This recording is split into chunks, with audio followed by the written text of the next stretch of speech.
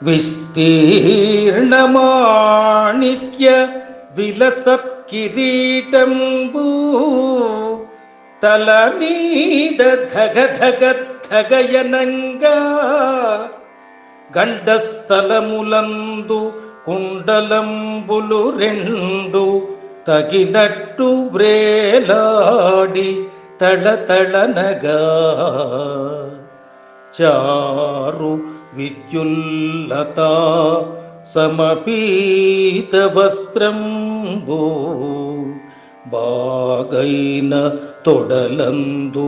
ఫడఫడనగా పురమందు శ్రీలక్ష్మి ఉల్లాసమున నిన్ను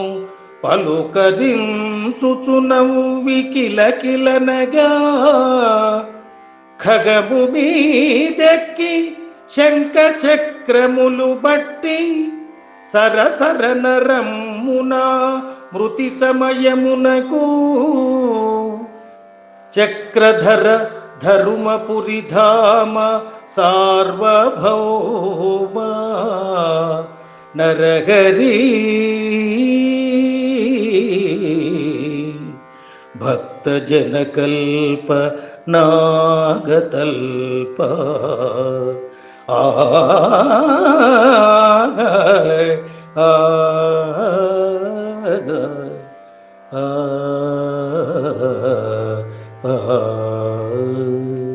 భావం: ఓ నరహరి, ఎంతో విస్తీర్ణంగా ఉండి మణిమాణిక్యాలతో ప్రకాశించే కిరీటం తలపై ధగధగ ప్రకాశిస్తుండగా గండస్థలముపై 2 కుండలాలు తగినట్టు వేలాడుతూ తళతళలాడగా అందమైన మెరుపుతీగ వంటి తెల్లని వస్త్రము అందమైన తొడలపై ఫడఫడ శబ్దము చేయగా వక్షస్థలముపై లక్ష్మీదేవి ఉల్లాసముతో నిన్ను పలకరిస్తూ కిలకిల నవ్వగా గరుడునిపై కూర్చొని శంఖ చక్రాలను ధరించి నా మరణ సమయములో నీవు సరసరణగా రమ్ము అంటూ భక్తుడైన శేషప్ప తన అంత్యకాలమున మోక్షమును ప్రసాదించమని అభ్యర్థించినాడు.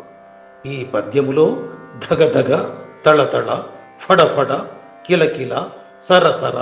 మొదలైన ధ్వన్యనుకరణ పదాలను ప్రతి పాదములో ఉపయోగిస్తూ పద్యాన్ని అత్యంత సుందరంగా తీర్చిదిద్దాడు.